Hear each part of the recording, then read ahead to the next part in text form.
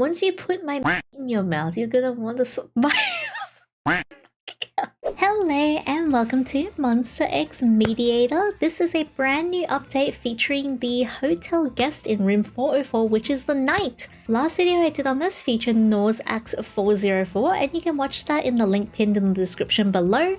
But without further ado, let's meet our new hotel guest. Let's get started.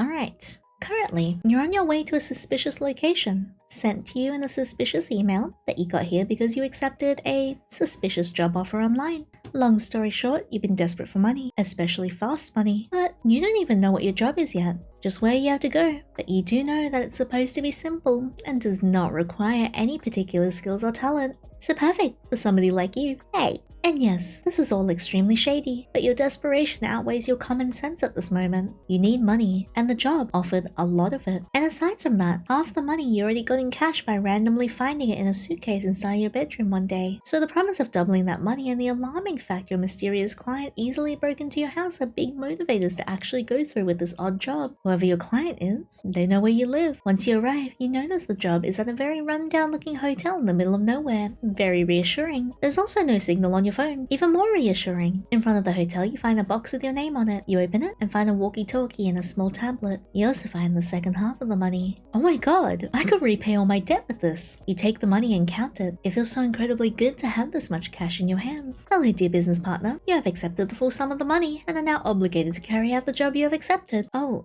hello?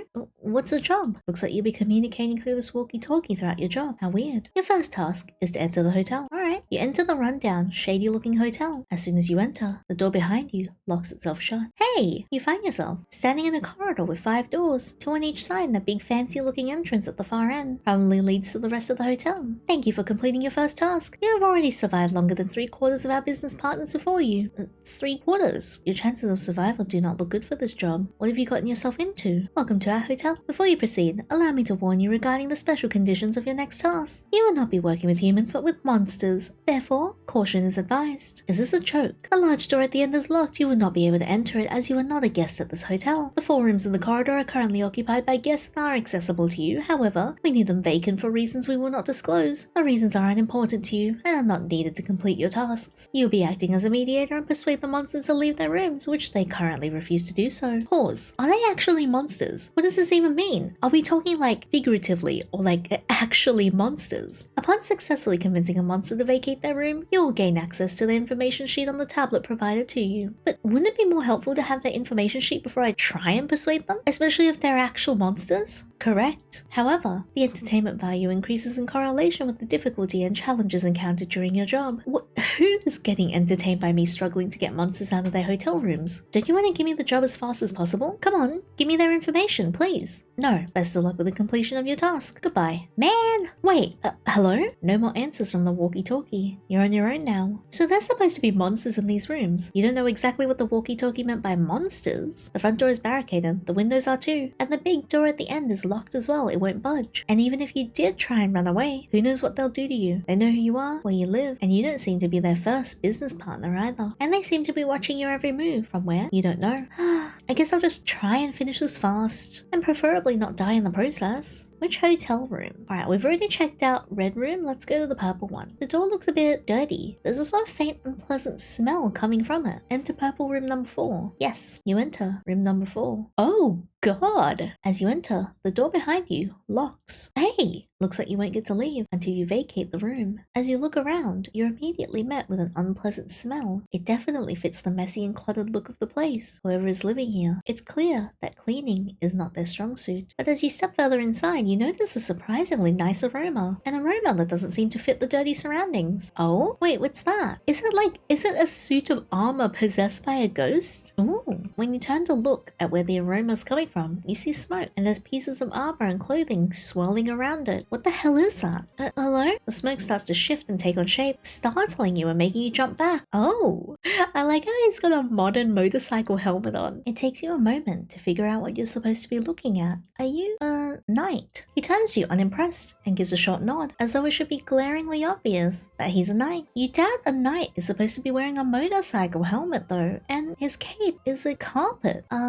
Okay. Is he unable to talk? Or maybe he just doesn't want to talk to someone he clearly seems to be looking down on. Hey, alright? Bow respectfully. You're in the presence of a knight, so obviously you need to act accordingly, or at least that's what you assume he's expecting you to do. You offer a respectful bow, a gesture of acknowledgement of the knight's noble presence and status. He just scoffs and seems to find your gesture of respect barely adequate in his presence, but still adequate. Seemingly content with the fact that you don't try and interact with him further, he ignores you and busies himself with polishing a part of his armor.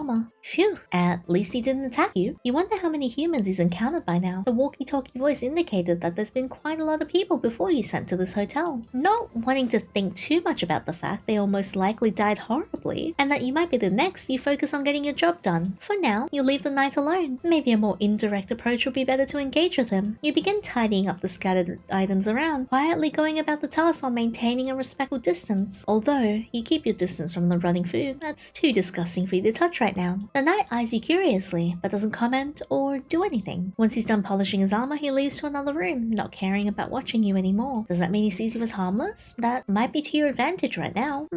What now? Suddenly, something catches your attention. Huh? You could have sworn you saw something move. Towards the corner of the room is a bed. Why is it here? Now that you think about it, a lot of the furniture is misplaced. You stare at the bed. The bed! It just moved! Your heart is beating fast in your chest. Why would a bed move around? Cautiously, you get a bit closer. And then the bed moves again. Towards you. Oh no! Cease your screaming, lowly vermin. Ah! Sorry, you startled me. He can talk. Such irritating noises from a vermin like you. Ooh, degrade me more. I mean, what? I shall slay you for daring to be annoying after I so graciously gave you the benefit of the doubt and kept you alive. No, please. I'm sorry for screaming, Mr. Nightman. I swear the bed was moving around. Sir Knight to you, vermin. Sorry, Sir Knight. The bed. Moving around, you say? Yes, I really did see it move. Sir Knight scoffs and takes a step towards the bed when suddenly, Ratonceto screams. A giant mutant rat jumps out from under the bed. Ah! At this point, you're gonna die from a heart attack. In a split second, Sir Knight moves to slash at the mutant rat with nothing. Huh. Oh, how I deeply yearn to hold my trusted sword again. To wield it and strike down. The mutant rat bites into the knight's arm. Heretic rat sent by a heretic, I shall slay you. He just pulled a gun out of nowhere and he's using it as a sword. You watch Sir Knight kill the mutant rat with a gun. He doesn't shoot it though, but bludgeons it to death instead. Heretic animal. You have a gun. It's only a temporary substitute until I may wield my sword again. Scree! It's not dead. Sir Knight moves away from the rat looking disgusted. No, it's just dissolving. Sadly, these vile creatures cannot simply be killed. It will return to its heretic creator from room 003.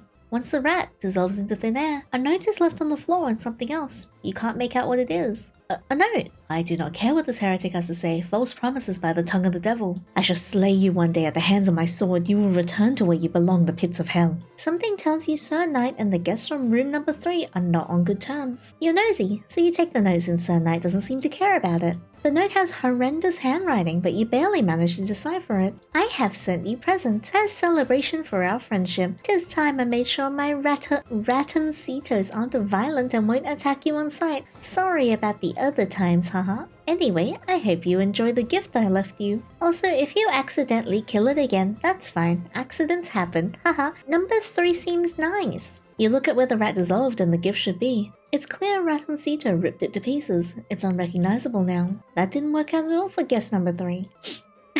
So Knight stares you down. You just stand there awkwardly, not really knowing what to do. So, how's it going?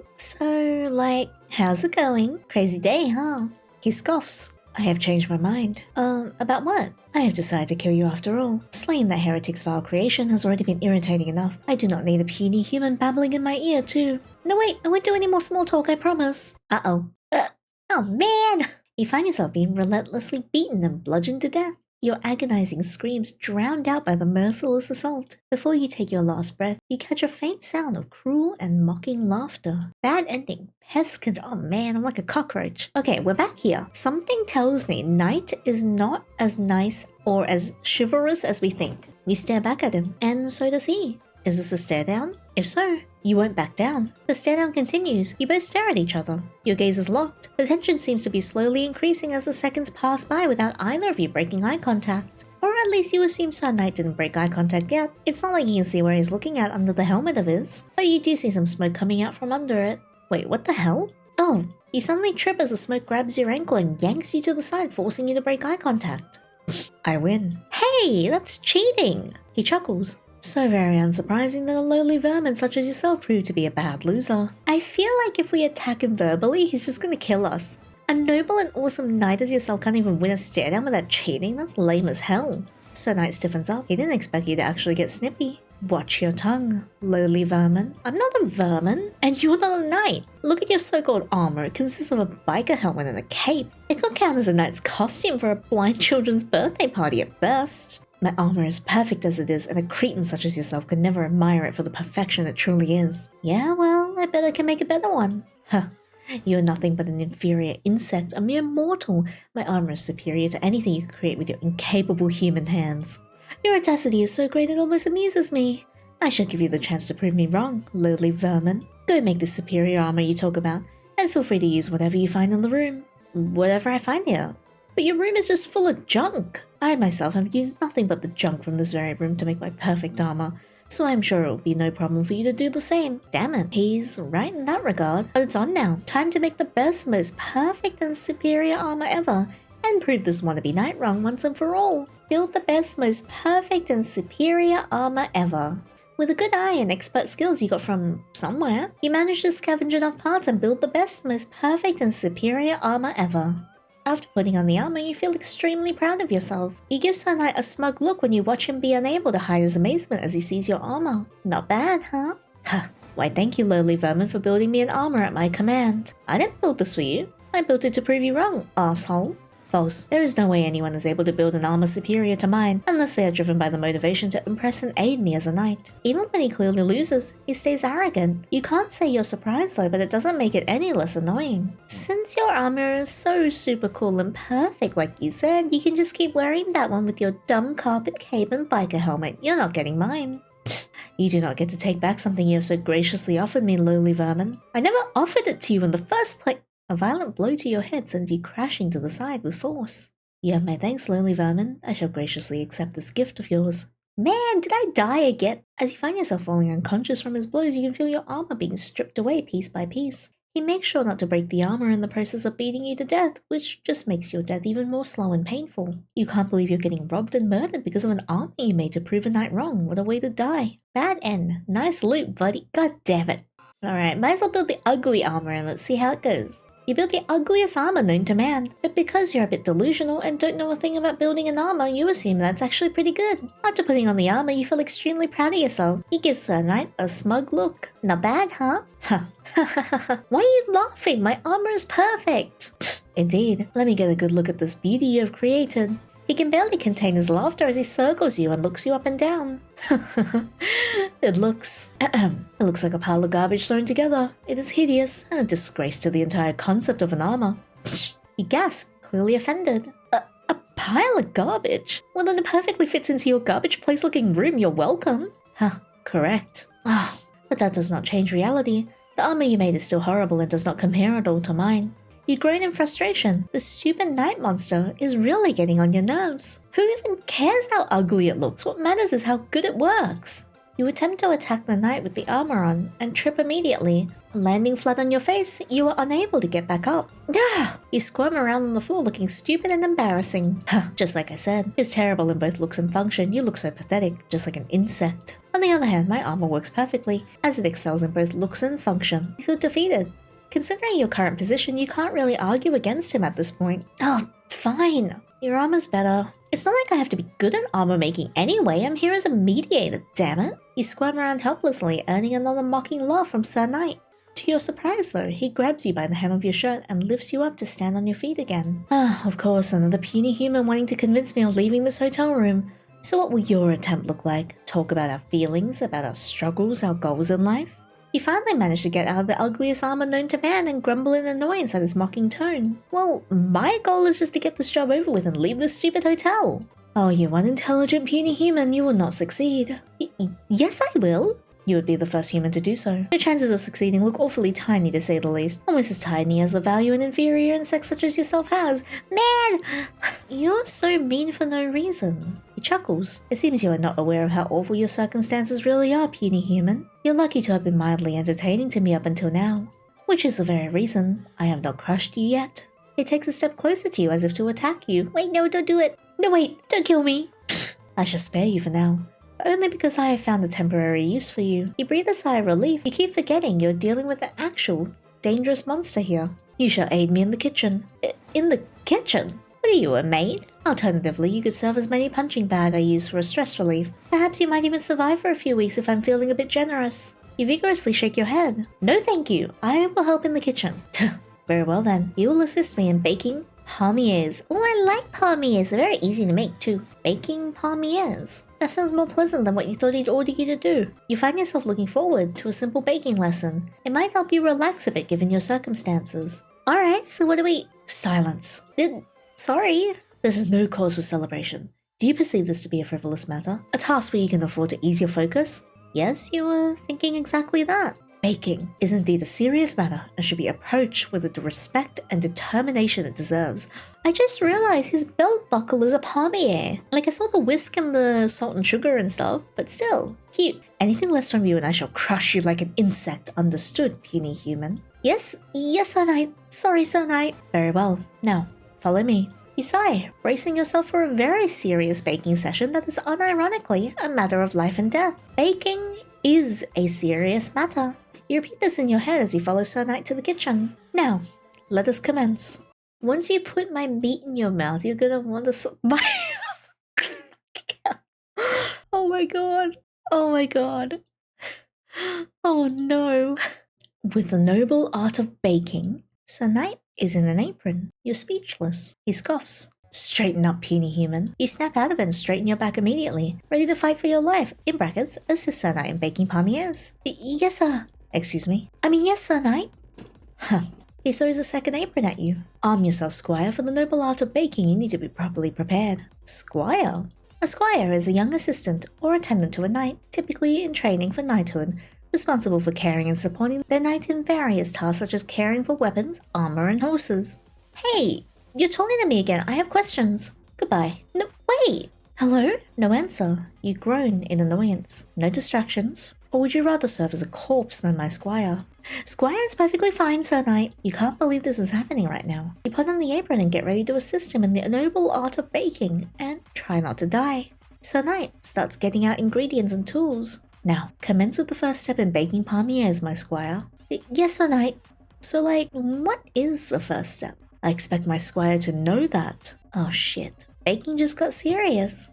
Preheat the oven. Hang on. Well, always preheat the oven. You anxiously turn to preheat the oven. Once you see Sir Knight nodding in approval, you let out a sigh of relief. He proceeds to line a baking sheet he took out from the oven with the parchment paper. Then he starts combining granulated sugar, cinnamon, and salt in a bowl. You watch him curiously as he works. He does everything with such practiced ease. Do not uselessly stand idle, my squire. Continue assisting me as I mix the ingredients and proceed with the next step, which, as my squire, you surely know well. Of course, Sir Knight. Get the puff pastry. Sir Knight nods again, although he almost seems disappointed you chose correctly again. Concerning. He sprinkles 2 tablespoons of the mixture from the bowl onto a clean surface. As you watch him, you think about how he'd be a great stay-at-home husband. Although with the cleaning, he does seem to be good at it given how polished his armor always is, but he surely doesn't care about a clean room. Squire. Yes? I do not want to keep reminding you about proceeding to the next step. Oh, guess correctly or die. You know the drill by now. Alright. Let's fuck up and eat it, and then we'll come back and put it on top. Wrong. It is truly upsetting that I must kill my squire for failing to meet my required standard. He chuckles. You don't seem upset at all. You chose the path of the squire, so you shall die for failing to uphold the expectations that come with it. I didn't choose though, you forced me. You are lucky I even entertained your presence for this long. Although I must admit, you have proven to be quite entertaining for a puny human. And I can keep being entertaining, I swear. Correct. Slaying you shall prove even more entertaining. Well, There I go. Farewell. Man. Alright, let's do this correctly. Put one of the pastry puff sheets on top. Wrong. Wait, what? It is truly upsetting that I must kill my... Ah, you chose correctly. He wants to kill you so bad. So Knight sprinkles more of the sugar mixture on top of the pastry and uses the pin roller to press it in. You just stand there nervously waiting for him to give you another order, but for now he seems lost in the baking process. He rolls the sides towards the center so they meet in the middle and cuts slices of around 1 centimeter. As he places them onto the baking sheet and pushes them into the oven, you feel like you can finally relax a bit. So Knight looks at you as if he forgot you were there. Huh. Now, what is our next course of action, Squire? Oh no, another step? But isn't the baking part over now? There's not much you can think of that's left to do. We clean up? Wrong. Damn it! Until the baking process is complete, our focus shall remain solely on the art of baking. Leave no room for distractions, not even cleaning. Once the final crumb is baked to perfection, only then shall we focus on tidying up. Of course, Sir Knight. Well, he didn't kill you at least. Is he finally showing some leniency? So we just wait until the Palmiers are finished baking? He takes off his apron and turns to look at the oven. Correct. We shall exercise patience and wait. There's an awkward silence. Or at least it's awkward for you. Sir Knight seems completely unbothered and doesn't make any attempt at talking to you. Now that the immediate danger of him murdering you has eased up a bit, you can finally get back to focusing on your job. But a direct approach isn't gonna work. He seems steadfast in staying here. All because of that master of his. Maybe trying to find out more about their relationship will help you with convincing him to leave. You're gonna have to probe a bit first. Time to finally start playing Mediator. Up until now, you've been more a bully victim and lackey than a mediator anyways. We're gonna find out about his past. But I wanna ask this, you'd make a great house husband. A what? You know, a husband that stays at home and stuff, cooking, cleaning. Or maybe not cleaning, he seems to suck at that. Nonsense. My master requires me not as a caretaker of the household, but as a loyal knight by their side.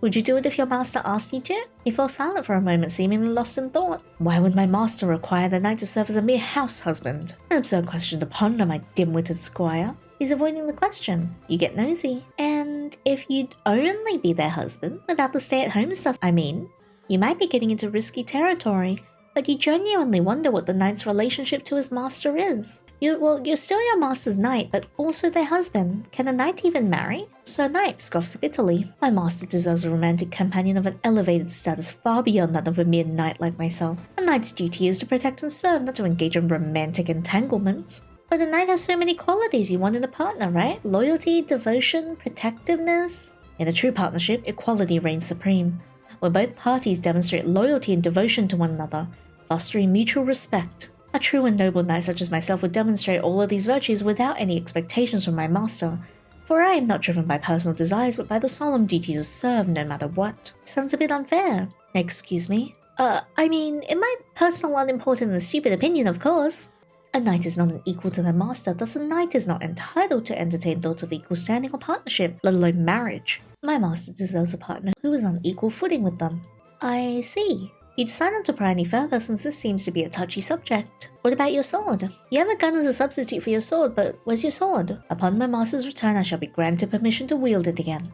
Oh, why's that? Because I have pledged my sword to them. I shall not wield my sword without being under my master's command. Sir Knight keeps mentioning that master of his. Are they human or a monster like him? Are they even alive? Are they the angel in the other room? Where is your master right now? Do you know? I do not need to know. My master shall return when my master deems it fit. Oh, he got really defensive. You wonder how long he's been waiting already. And what happens if his master never returns? Is he just gonna wait forever? Can he even do that? Can you, die?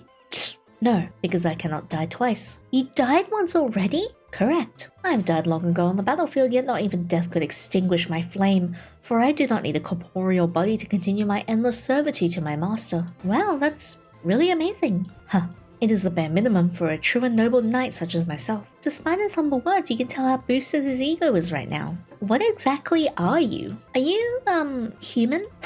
Are you attempting to assault me, my squire? No, sorry, I just wanted to ask, what exactly are you? Puny, unintelligent human, I am of course a knight. Does he even know what he is? Of course, but I do not need knowledge of what I am. It is my purpose that guides me, thus knowing my purpose is insufficient. So he really doesn't know what he is. Weird. Do any of the monsters here know? It doesn't look like it. Do you know how you got here? I do not, but I am certain of my duty to remain steadfast in this place until my master returns to me. Until then, I shall not leave this room. Great. Although you're glad he's at least willing to have a proper conversation with you right now compared to before.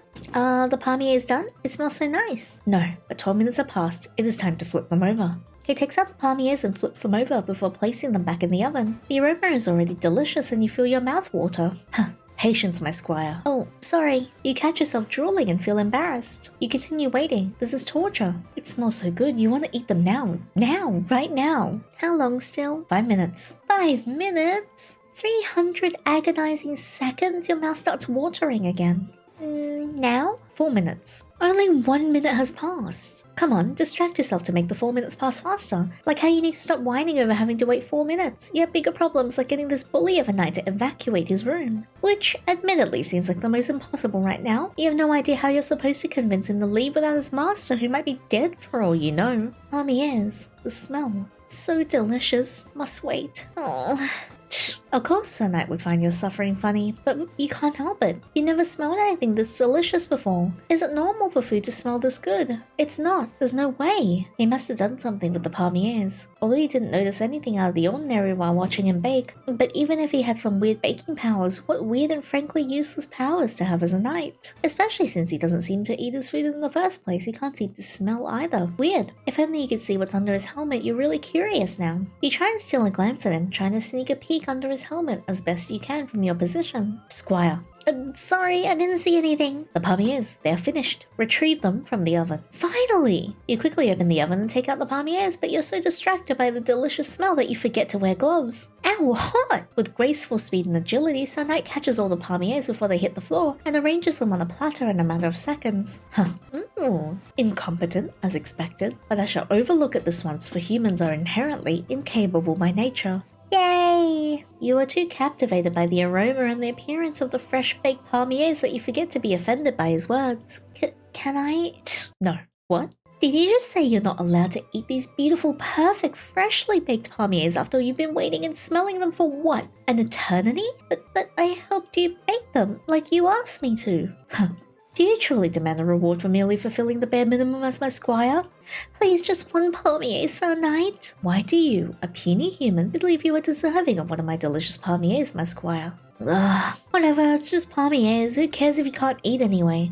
There's worse. Like getting brutally murdered by Sir Knight, right? Right? Please, just one palmier, Sir Knight. Please, please, please. He chuckles, amused. One palmier for you. Yes? You start getting hopeful. Let me ponder. You stare at him, brimming with anticipation.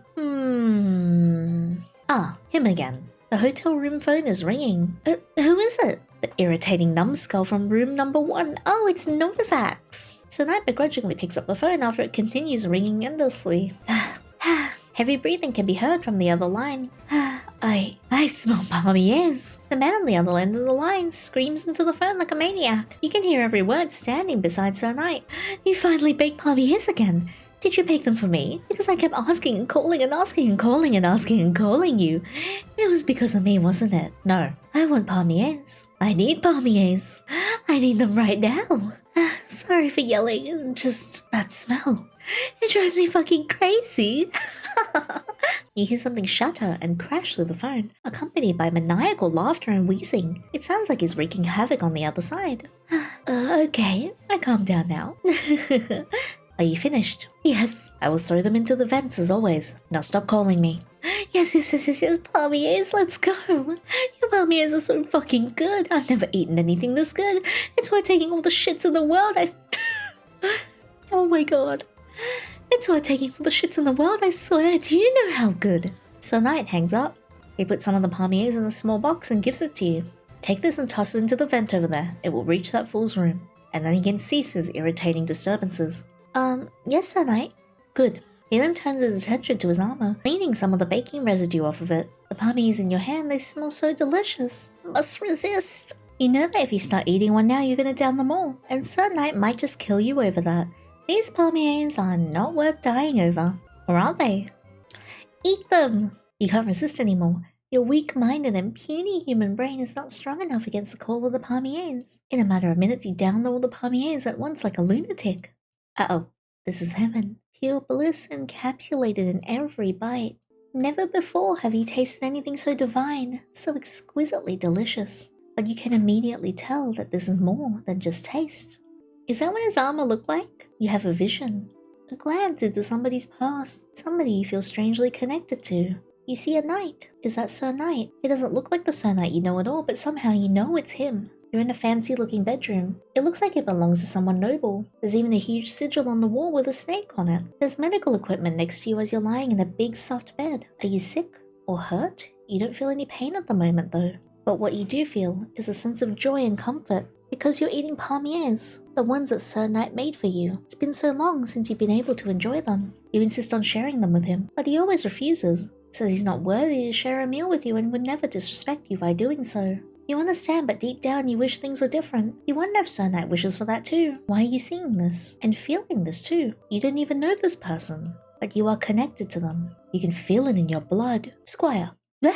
Yes? Where are the Palmiers? The box Sir Knight gave you was empty because all the Palmiers are in your stomach. Uh-oh. You pathetic little human. No wait, I didn't have a choice, I just had to eat them, I swear. Nonsense. I'm aware that restraining oneself can be very challenging when it comes to my culinary creations. They are flawless after all. But that does not excuse your disregard for my orders, my squire. You don't understand, I was forced to eat them by something or someone. I didn't know they were calling to me and I couldn't help it, it was weird.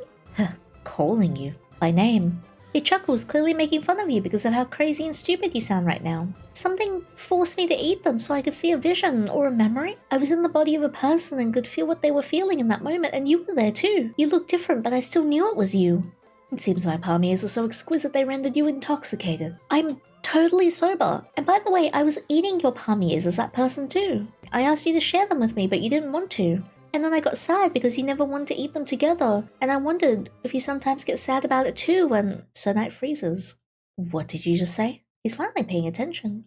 And we're in a really fancy looking room that had big purple sigil with a snake on it, and there were lots of cups and herbs and bandages. Whoever I was, I seem to have been hurt. He seems completely dumbfounded. For a moment, you feel like he's about to lose his composure, but he doesn't. It only takes him a minute to compose himself again. You felt what that person felt in that memory.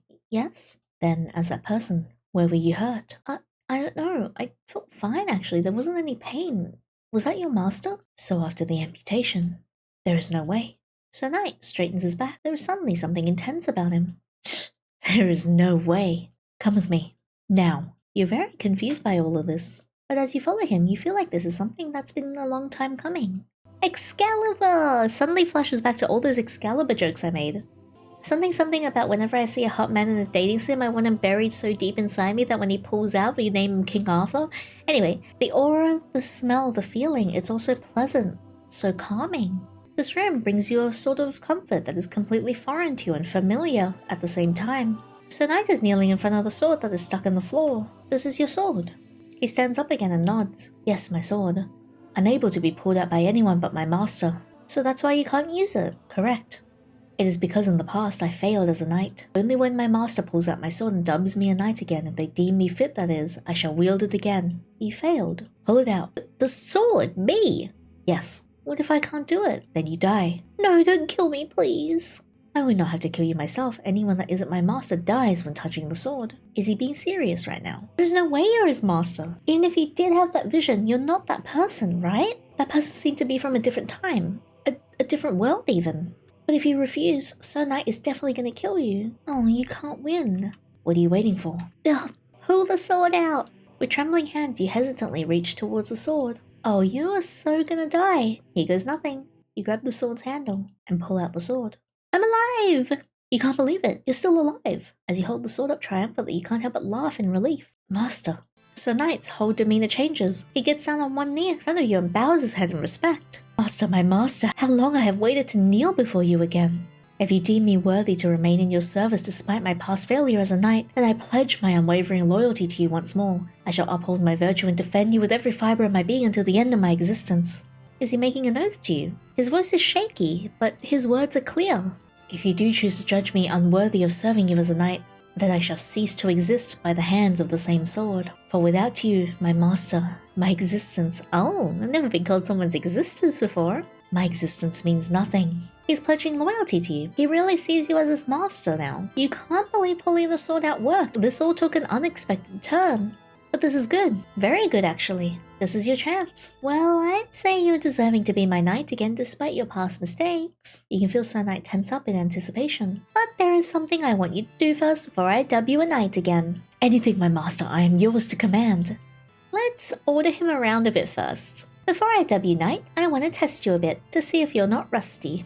Yes, master, I shall execute any command with utmost efficiency. Well, first of all, you don't have to scream every word you say. Ah yes, master, my deepest apologies, master. This is awesome. Compared to how much of a bully he's been, this is a complete 180. Bring me a glass of water. I'm thirsty. As you wish, master. He quickly leaves and comes back with a glass of water in a matter of seconds, along with some more palmiers and napkins. Oh, wow, thanks, even though I didn't ask for the rest. Quenching my master's thirst isn't enough. You deserve to have all of your needs fulfilled at all times and beyond that. So he's essentially your butler now. Any of your needs, huh? Oh, any of my needs. No, I don't want to do the power and balance thing. If he wants to fandangle his whim-wham in me, then it better be because he consents. A dark thought creeps into your head and you wonder if you should entertain it. And as soon as your mind wanders into questionable territory, another voice interrupts you. He is a worthy knight, be a worthy master. Yes. Huh? Voice in your head. And it felt menacing, like a threat. You quickly shake it off, a bit creeped out, but it's not the strangest thing that's happened today. So Knight stands proudly, beaming with excitement and waiting for your next command. He must be having the time of his life right now. Let's order him to leave the hotel room before we abuse the power. Alright, leave the hotel room first. I want you to vacate this hotel room so I can finish up my job as a mediator. I'll only dub you a knight outside of this room. Understand? So Knight's whole body seems to beam with excitement as he straightens up and takes on a proud stance. You've never seen anyone this ecstatic at being ordered around before. Yes, master. I shall vacate my hotel room immediately. I shall be waiting for you outside, my master. He looks at you for a moment, longer than necessary, before he makes his way out of hotel room 4. You did it! You persuaded Sir Knight to leave his room. Purple room. Persuasion successful. You may now leave the purple room. Please proceed with your job until all 4 rooms are vacant. Woohoo! New information sheet unlocked. Yay! You leave the room and go back to the main hallway. We did it! Alright, who's in the angel's in yellow room? I'm so excited for the angel. And blue room is the clown. Ew. Wait, Angel is the one that owns all the rats. Oh, that's interesting. I thought it would have been the clown that would be sending all the rats. Alright, let's abuse our power. Woo! Abuse of power. You wonder how far you can take it. Probably as far as you want, considering how devoted Sir Knight is. You start with something simple. Do a little dance for me. As you wish, master. Sir Knight immediately does as he's told. You can't help but laugh and clap. He gives you a theatrical bow as you do at the end of a play. Happy he could make his master laugh, and now he's oblivious to your mocking undertone. Awesome. Now, I'm curious, do you have any weaknesses? Are you able to get hurt? Nothing can harm me. I'm shielded by my soul, which burns brightly for you, my master. The only harm that can befall me is at your hands. I'm the only one that can hurt you. Indeed. As your devoted knight, my existence, my purpose, my loyalty, they all belong to you. When you think back to all the times he's looked down on you and bullied you, you'd find yourself smiling. Oh no. How would I even do that? Let's say you do something I disliked. How would I be able to punish you for it? I shall strive relentlessly to never disappoint or displease you, my master. However, if I do ever fail you, I willingly accept any punishment at the edge of your sword. So the sword I'm holding is the only thing that can harm him. Is that the case until I spare him and dub him a knight? You gave me the option to kill you with the sword. Are you gonna die if I just lightly cut you with it? Only if you order me to die, my master. So if I order you not to die, I could just slash and cut you with the sword however many times I want. Let's not do that. I feel bad. I don't want to hurt him. That is correct, my master. You can tell Sir Knight is getting tense with the way this conversation is going. But he never dares speak up against his master. He'd really let you do anything to him. You didn't expect to find that thought so exciting. Him acting so demeaning towards you up until now is probably the reason why. Or at least it's what you tell yourself. And you let me do that to you because you're my super awesome loyal knight, right? Yes, my master, I belong to you. I do not get to decide what you may and may not do with me. You can't help yourself anymore and take the first swing. No! He doesn't even flinch and takes it like a champ. If there's anything I've done to upset you, my master, I will accept any punishment you deem fit. He seems anxious. Not about me hurting him, but about me possibly being upset. Interesting. You give him another slash. This time, a part of his armor breaks off and he flinches. Lightly. So lightly you almost miss it. Was that a flinch I saw? I deeply apologize, my master. The sword is very powerful. I don't want to hear any excuses. As my loyal knight, you should be able to take at least this much. You're right, master. I apologize. The armor that broke off reveals some of his skin underneath. A light layer of smoke is around it. Is it actually skin? With the tip of the sword, You slip between the rest of the broken armor plate and his skin, wanting to get it off. Sir Knight doesn't move an inch, letting you do as you please. I feel bad. What are you even made of? Smoke? Do you have an actual body? This mist allows me to temporarily form a vessel that looks and feels identical to that of my original body. However, I do not own a real corporeal body anymore. It perished long ago on the battlefield. Looks and feels identical to that of his original body. You find yourself smiling. It's not a well-meaning smile. Be a worthy master. It's that voice again. Interrupting you. Is it supposed to make you feel bad for what you're doing? If so, it's not working. That knight would have done far worse to you. But you can sense that the voice doesn't care. It doesn't care about you or anyone else that's been killed or tortured by Sir Knight. It only cares about Sir Knight himself. Shut up, I'll do what I want. As Sir Knight glanes at you with concern and confusion, you're already giving him the third slash with the sword, breaking off more of his armor. This time he winces, but immediately composes himself again. I'm so sorry, Master, for whatever I've done to upset you. Take off your helmet. I believe it would be an eyesore for you, my master. I do not want to sully your vision with a shameful display under my helmet. I don't care. Take it off. The fact that he really doesn't want you to see what's under his helmet makes this even better. I feel so bad. I don't want to do this. You decide if you want to make him take off the rest of his armor once you finally see what's underneath it. As you watch Sir Knight reach for his helmet with shaking hands, you wonder if the excitement you're feeling from all this makes you any better than him. But so, what if you're getting off on this? He brought this upon himself, right? Unworthy vermin. Uh-oh. Intense waves of pain travel throughout your whole body, ready to destroy every single one of your senses. Your eyeballs and tongue explode first, making blood gush out and run down your face. As you scream and grasp at your face, you notice how the feeling of blood on your fingers disappear or any sense of feeling at all. You can't taste the blood anymore either. The only thing left are your own screams you hear, but even those disappear once your eardrums explode too. We share a bloodline, but not the deservingness to be his master. In that moment, you realize that this is your punishment for not acting like a master worthy of a knight like him. I thought I could finally be laid to rest, but my search continues. I shall not rest until I find a worthy successor to be my beloved knight's master. You can't feel, see, hear, taste, or smell anything. The only thing present is the voice. You have tricked me. Therefore, you shall die forever and ever. I curse your soul to an eternal death. With that, the voice disappears, leaving you alone and petrified in an endless cycle of dying. Bad ending. Endless death sentence for the charlatan. I mean, I kind of deserved it. Alright, that was Chapter 2 of Monster X Mediator featuring the Knight. Thank you so much for watching the story with me. If you guys missed out on part 1, I will put the link in the description box below. I really like this, except I think Noah's axe definitely grew on me more. He's a lot quirkier, a lot funnier. I think this one I ultimately got really sad because I really didn't want to hurt him. So I feel like the death ending was very deserved. I'm still very excited for the angel though. I really want to see that very, very soon. But if you have played this game so far, let me know who you prefer. Do you prefer the Knight or do you prefer Noah's axe in room 1? Anyway, if you like this video, please give it a thumbs up and subscribe so you don't miss out on the next one. If you guys want to hang out outside of these videos, I stream on Twitch 4 times a week. Feel free to come over and hang out. Until then though, I will see you guys next time. Take care.